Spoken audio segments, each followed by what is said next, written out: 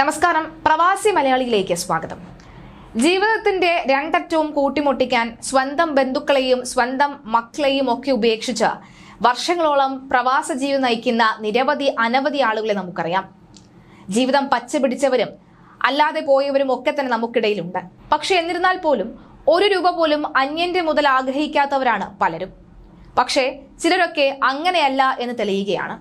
നല്ല രീതിയിൽ ജീവിതം മുന്നോട്ട് കൊണ്ടുപോവുകയും കഷ്ടപ്പാടും പരിവട്ടവുമാണെങ്കിൽ പോലും അന്യന്റെ മുതൽ ആഗ്രഹിക്കാതെ സ്വന്തം വിയർപ്പിൽ അധ്വാനിക്കുന്ന പ്രവാസികളെ കൂടി ചീത്തപ്പേരുണ്ടാക്കുന്നതാണ് ചില പ്രവാസികളുടെ കയ്യിലിരിപ്പുകൾ.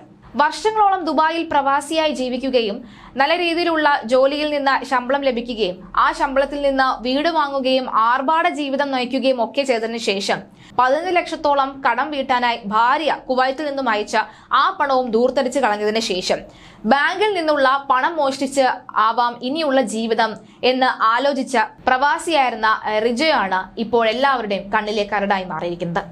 ചാലക്കുടിയിലെ ഫെഡറൽ ബാങ്കിൽ മോഷണം നടത്തിയ റിജോ ആന്റണി 7 വർഷത്തോളം പ്രവാസിയായിരുന്ന വ്യക്തി കൂടിയാണ്. ഗൾഫിലായിരുന്ന റിജോ കുറച്ചുകാലം മുമ്പാണ് നാട്ടിലേക്ക് എത്തിയത്.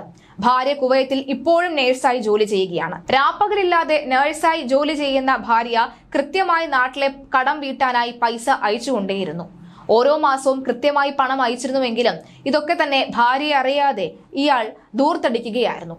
ഓൺലൈൻ ഗെയിമും സുഹൃത്തുക്കളോടൊപ്പം പുറത്ത് കറങ്ങാൻ പോവുകയും വിലയുള്ള ഭക്ഷണം കഴിക്കുകയും വിലയുള്ള വസ്ത്രങ്ങൾ വാങ്ങി ധരിക്കുകയും ഒക്കെ ചെയ്തായിരുന്നു ഇയാളുടെ ആഡംബര ജീവിതം.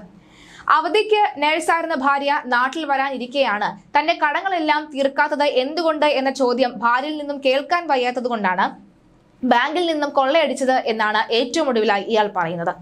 എന്തായാലും പ്രവാസികൾക്ക് കൂടി ചീത്തപ്പേരായി മാറിയിരിക്കുന്നു ഇയാൾ. നാട്ടിലെത്തി വലിയ ആഡംബര വീട് അടുത്തിടെ നിർമ്മിച്ചിരുന്നു. ഈ വീടിന്റെ നിർമ്മാണത്തോടെ 46 ലക്ഷം രൂപ കടമുണ്ടായിരുന്നു എന്നാണ് പോലീസ് പറയുന്നത്. ആഡംബര ജീവിതമാണ് പ്രതി നയിച്ചിരുന്നത്. റിജോ ആന്റണിയുടെ ഭാര്യ വിദേശത്ത് തന്നെയാണ്. നാട്ടിലേക്ക് അയച്ച പണം എടുത്ത് ദൂർത്തടിച്ചു കളയുകയായിരുന്നു റിജോ. ഭാര്യ വരുന്ന സമയമായപ്പോൾ കൊള്ള ചെയ്ത് കടം വീട്ടാൻ ശ്രമിക്കുകയായിരുന്നു എന്നും പോലീസ് പറയുന്നു. രാത്രിയോടെയാണ് പ്രതിയെ സ്വന്തം വീട്ടിൽ നിന്ന് പോലീസ് കസ്റ്റഡിയിലെടുത്തത്. മോഷണം നടത്താൻ പ്രതി ഉപയോഗിച്ചത് സ്വന്തം ബൈക്കാണ്. ഇതിന് വ്യാജ നമ്പറാണ് ഉണ്ടായിരുന്നത്. അതേസമയം പ്രതിയെ പിടികൂടാൻ നിർണായകമായത് CCTVയും ഫോൺ കോളുകളുമാണ്. പ്രതി കുറ്റസമ്മതം നടത്തിയതായി റൂറൽ SP കൃഷ്ണകുമാറും പറയുന്നു. ചില കാര്യങ്ങളിൽ പ്രതിയുടെ മൊഴി വൈരുദ്ധ്യമുണ്ട്. ഇക്കാര്യങ്ങൾ പരിശോധിക്കാൻ ഉണ്ടെന്നും പോലീസ് പറയുന്നു. ഈ സംഭവം നടക്കുന്നതിന് 2 ദിവസം മുൻപ് പള്ളിയിലെ പ്രവാസി കൂട്ടായ്മയിൽ അടക്കം ആഘോഷങ്ങളിൽ പങ്കെടുക്കുകയായിരുന്നു ഇയാൾ. അതിൽ നൃത്തം ചെയ്യുന്ന വീഡിയോ അടക്കം ഇപ്പോൾ സമൂഹ മാധ്യമങ്ങളിൽ വൈറലാണ്. റിജോ ആന്റണിയുടെ കയ്യിൽ നിന്ന് പോലീസ് 10 ലക്ഷം രൂപ കണ്ടെത്തിയിട്ടുണ്ട്. ബാങ്കിലെ ബാധ്യതയുള്ള കടം വീട്ടാനാണ് മോഷ്ടിച്ചത് എന്നാണ് പ്രതിയുടെ ആദ്യ മൊഴി. വളരെ ആസൂത്രിതമായി കവർച്ചയാണ് നടന്നത് എന്നാണ് റൂറൽ SP വ്യക്തമാക്കുന്നത്.